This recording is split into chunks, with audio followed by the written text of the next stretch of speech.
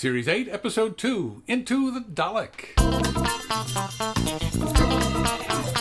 Hi, for weeks now, in promos, the BBC have been teasing the bit where the Doctor sits down with the companion and asks her in all seriousness, "Am I a good man?" And she hesitates, and then answers, "I don't know." Well, we finally get that episode. I would love to see a proper survey of viewers asking that question. I'd like to see it sorted and tabbed by gender and age and nationality. Is the Doctor a good man? I wonder how the audience would answer. Is that even a question for the average viewer? I mean, this show has been on the air for over 50 years. No, well, that's not exactly accurate. It started over 50 years ago. It's been on the air for parts of most of those years.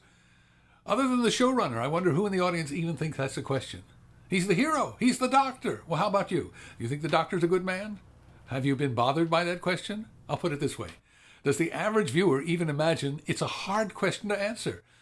If you could give people a survey and the choices were yes, no, and I don't know, how many would say, I don't know?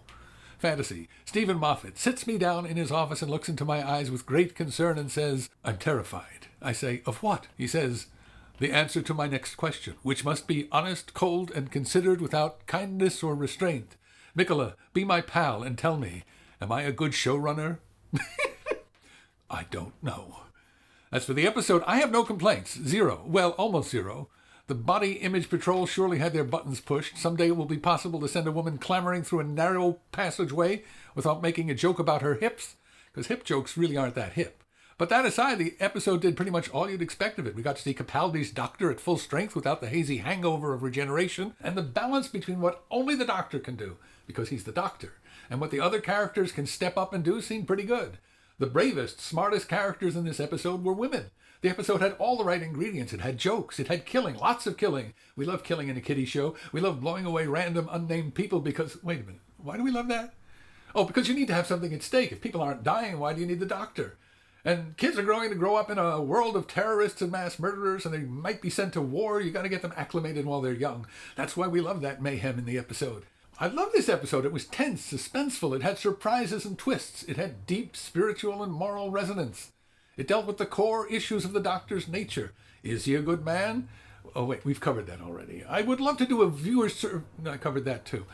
This episode gave us a deeper sense of who this Doctor is and how he will relate to Clara. It gave Capaldi lots of Capaldi-like things to do. I'm surprising myself to say this, but it is such a relief that the Doctor isn't trying to amuse everyone by playing at being a silly clown. 2 episodes with Capaldi, and I'm thinking, thank God Matt Smith is gone. And I loved Matt Smith, but I don't think I'll ever be able to watch a Matt Smith episode again. Jenna Coleman, who plays Clara, is getting much better stuff to play as well. And the Dalek attack, one of the most terrifying I can remember. In terms of the mythology of the series, what did we get? Well, the episode enlarged what we know about Clara's civilian life, introduced a companion for the companion, someone she can flirt with, maybe more. Gave us another teasing glimpse of the mysterious Missy. Very little new information. That's going to get annoying. And it had tropes borrowed from some of my favorite films, opening with a vessel under fire from a much larger vessel, glowing memory modules in a computer, shrinking people to operate inside a patient, Mr. Pink and Mr. Blue. It had Daleks. Best of all, it had what sci-fi is best at. It gave us a framework for discussing real issues. Can enemies ever reconcile? Is it possible for sociopaths to reform? Can groups that have spent years, decades hating each other ever see each other as anything but enemies? How do soldiers live with what they've done, with what they're trained to do? How do we re-assimilate them into civilian life? Can we ever escape our past?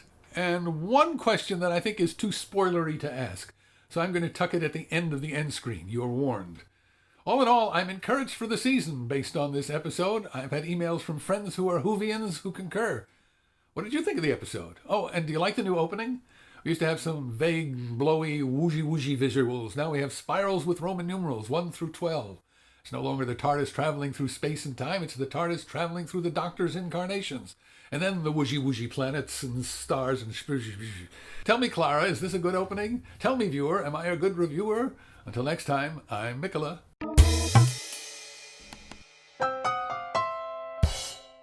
DVD extras.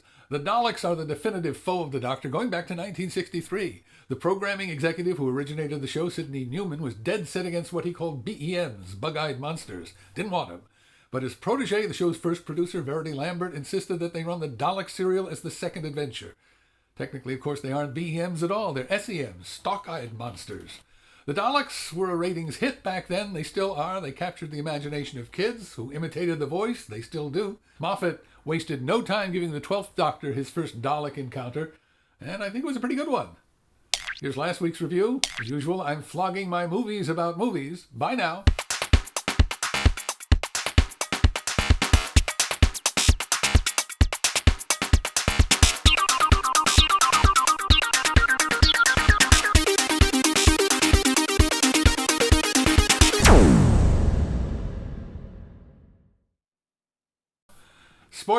Spoiler. What's with the no soldier rule? Why does a doctor who can imagine the possibility of a good Dalek reject a soldier who wants to travel with him? Is that a remnant of the Time War? What do you think?